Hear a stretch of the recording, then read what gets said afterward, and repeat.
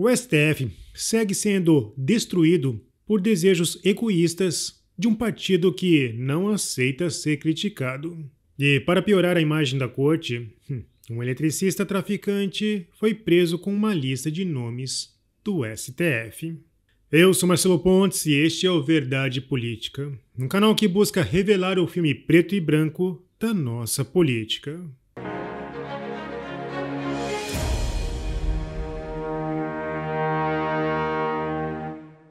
Como o ministro Zavascki um dia disse, o Supremo Tribunal Federal deve ser reconhecido por sua atuação discreta.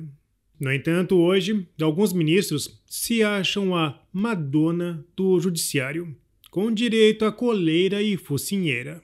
Ninguém pode negar o lado dominador do STF diante de tanta repressão.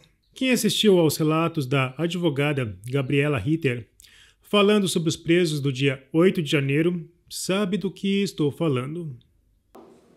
Essas pessoas elas ficaram mais de 20 horas sentadas, muitas horas algemadas para trás, depois que elas tiveram autorização para serem algemadas com a mão para frente. Ali eram muitos idosos, tanto que os policiais falam isso no depoimento, que teve algumas pessoas que precisaram de ajuda para subir nos ônibus. Né? Tem um policial que ele fala isso, ele reforça isso todos os depoimentos, que a pergunta é feita. Então, assim, para vocês terem noção das pessoas que estavam ali. Então, as pessoas foram encaminhadas para a delegacia, elas ficaram muitas horas sem se alimentar. Para ir ao banheiro, elas tinham que pedir mais ou menos 5 ou 6 vezes para alguém retirar a algema para poderem ir no banheiro. E por volta das 10 horas da manhã, então, mais ou menos elas foram encaminhadas aos presídios da Papuda e da Colmeia. Porque como tem muitos idosos, a maioria das pessoas tem comorbidades e tomam medicações controladas. E essas pessoas ficaram sem acesso às medicações vários dias. Então, eu entro na sede da Polícia Civil e eles já estavam dentro dos camburões. E eu lembro claramente de escutar eles orando e cantando hinos religiosos dentro dos camburões, acolher e entender e explicar, porque ninguém entendia, né? Tanto que agora, voltando um pouquinho, quando eu estava indo para Brasília com meu irmão, meu pai disse assim, mana, não vem, a estrada é perigosa, e isso aconteceu com outras pessoas, por isso que eu relato o meu caso, porque amanhã a gente vai sair. Eu não sei o que está acontecendo, ninguém sabia que ia ser preso, e quem dirá ficar 6 meses numa prisão, né? A advogada também enfrentou um constrangimento nessa inversão de papéis, onde os acusadores têm amplo espaço para falar, enquanto os acusados mal conseguem se expressar. Em uma das várias tentativas de defesa, na casa mais alta da justiça, ela foi advertida, pois os magistrados poderiam se incomodar com o barulho de um terço. Aquela situação gerou constrangimento aos colegas que estavam ao meu lado. O Dr. Cláudio Caivano me defendeu. Disse que eu não guardaria o terço, pois eu tinha o direito de expressar a minha fé. Eu estava sentada em frente ao ministro Alexandre de Moraes, com o meu terço na mão. Senti que Deus estava comigo naquele momento. De repente, chega o segurança dizendo que eu precisava guardar o terço, pois estava fazendo barulho. Não estava fazendo barulho nenhum. As próprias câmeras vão mostrar. Resolvi fazer um boletim de ocorrência, porque se a gente aceita dessa situação comigo, amanhã pode ser com muitos outros. Entendo que o barulho que eu estava fazendo naquele momento era espiritual.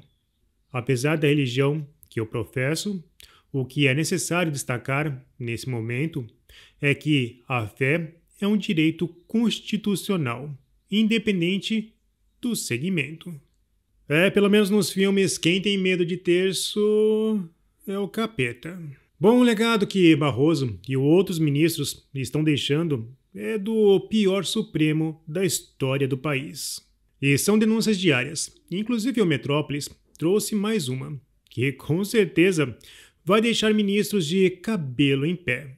Mijão, batata e minhoquinha. Traficante tem lista com clientes do STF. Traficante guardava um caderno com os nomes e pagamentos dos clientes. Havia também Leozinho, Limpeza e Tairone. A Polícia Civil, procurando desmantelar uma organização criminosa especialista no tráfico de drogas, executou uma operação no Distrito Federal. Douglas Ramos da Silva, eletricista, apontado como intermediador entre fornecedores de droga, servidores e funcionários terceirizados do STF, foi preso. Com ele, havia um caderno com nomes e pagamentos de clientes. A imagem do caderno, que foi divulgada, está desfocada, mas consegui melhorá-la. São nomes e pagamentos, segundo a polícia. Também uma lista com nomes e ao lado STF. Muitos são aqueles que estão questionando se essa operação vai avançar, já que a polícia sabe que mexer com um é mexer com todos. Inclusive o ministro Alexandre de Moraes deu 24 horas para a atual comandante-geral da Polícia Militar do Distrito Federal cumprir sua decisão de 2023. E aí rolou ameaça, ou seja, se a determinação não for cumprida, a comandante poderá ser presa. E não seria a primeira vez que alguém, neste contexto, seria preso. Em maio de 2023, Moraes determinou que a polícia enviasse uma série de documentos ao STF. Esses documentos seriam usados no processo dos atos do 8 de janeiro. Na época, a Polícia Militar do Distrito Federal não cumpriu a decisão e o comandante Clepter Rosa Gonçalves foi preso.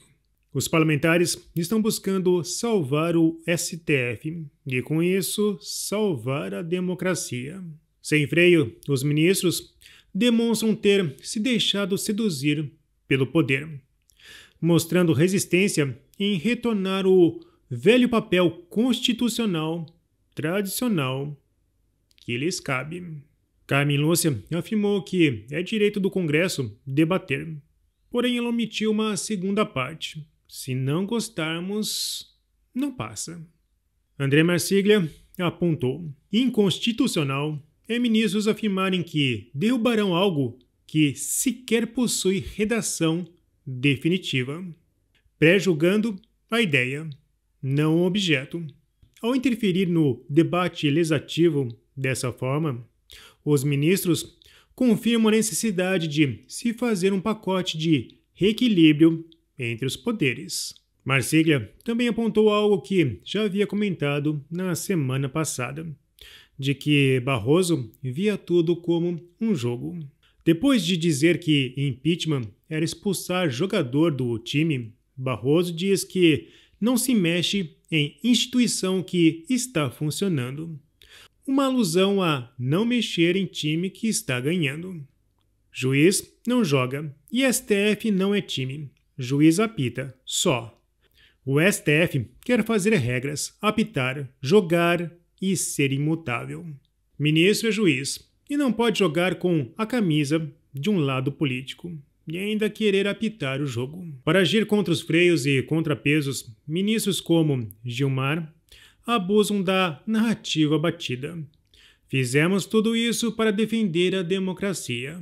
O deputado Marcel Van Hatten, que está à frente de alguns projetos contra o STF, afirmou: chora mais, STF. A mim não comove. Aliás, só aumenta a necessidade de dar velocidade na tramitação dos projetos para limitar os poderes da Corte. Onde já se viu homens adultos de toga passarem a tarde inteira em plenário, resmungando, atacando o Congresso Nacional. Vexame. O entendimento do Estado público deve ter uma aversão à palavra ego. Centro. Mas os ministros parecem estar confortáveis na bolha progressista. Nesse sentido, o jurista Fabrício Rebelo deu o diagnóstico. O roteiro dos aparentes embates entre os poderes republicanos segue exatamente o mesmo.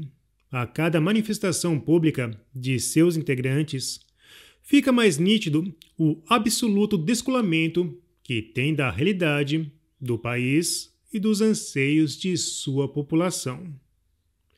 É como uma ilha da fantasia povoada por seres embriagados de narcisismo. Bom, se você apoia a Verdade Política, não se esqueça, curta, comente e compartilhe. Clique no sininho para você receber as nossas notificações. E vamos continuar na luta em prol da verdade.